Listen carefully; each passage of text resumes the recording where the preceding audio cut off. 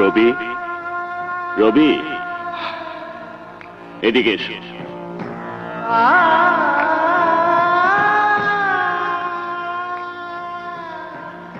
আজ রাতেই তোমার ফাঁসি হবে। তোমার কি কোনো শেষ ইচ্ছা আছে? না, শানরে কোয়েন সে যেন অন্য কারো বিয়ে করে না। আমার লাশটা কুসুমপুর আমার মায়ের কাছে পাঠিয়ে দিন। যেদিন থেকে অস্ত্র হাতে নিছে সেদিন থেকে আমার মা কোনদিন আমার মুখ দেখতে চায় না। মারে কোয়েন,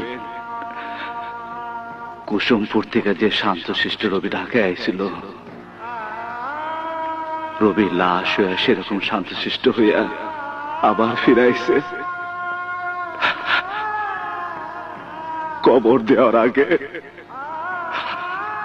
মা যেন আমার একটু আদর করে।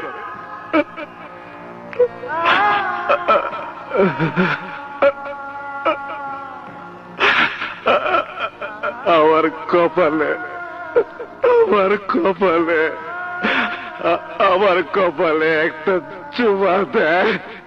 আমার কপালে